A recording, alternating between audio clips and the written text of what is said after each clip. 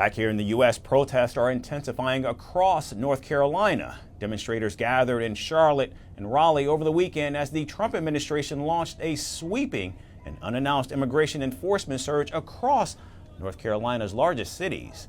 Crowds gathered late Friday and grew through Sunday with chants against deportations and carrying out signs denouncing what they called heavy-handed tactics by federal agents.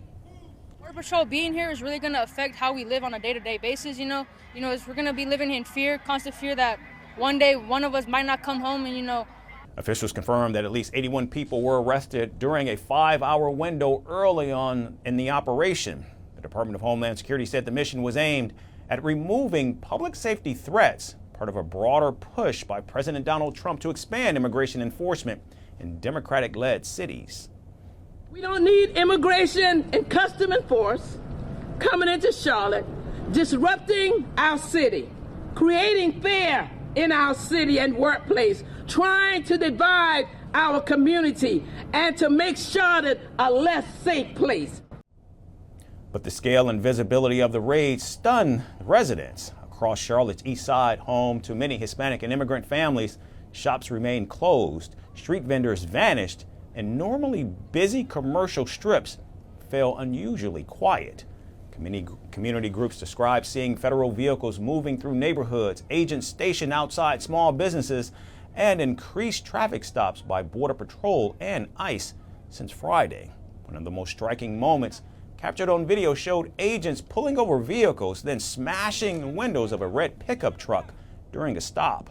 The driver was pulled out and handcuffed before later being released.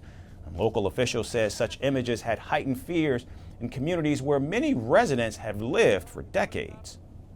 I mean, the impact it's having on us is that a lot of people are afraid to go outside. I've been in contact with people a lot of friends and family and acquaintances who say that they're not going out. They're having their kids who are citizens go and pick up their clothes and food for them. Charlotte's mayor and other local officials issued a joint statement calling the operation unnecessary and warning it would fuel fear among families already shaken by previous raids in other U.S. cities. They urged residents to remain calm and document any concerning behavior by agents. The operation, which federal officials have dubbed Charlotte's Web, is the latest in a series of enforcement surges launched this year in cities including Chicago, Los Angeles, and Washington, D.C. DHS officials insist the deployments are designed to target criminals, citing recent cases of violent crimes, though city data shows overall crime has fallen this year. Now, Charlotte is home to nearly 1 million people and over 150,000 foreign-born residents.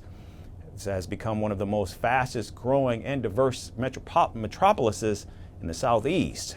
And the sudden arrival of federal agents has triggered business closures, community rights trainings, and mounting concern about how long the operation will in fact continue. It's an uphill battle, but it's a battle that needs to be had, and I'm very happy to see the energy and the amount of people who are out here. And we're going to win. I'm confident we will. For now, federal officials have not said when the surge will end or where it may expand to next, leaving residents bracing for further arrest as the week begins. Want the facts? The latest developments? News that gets straight to the point.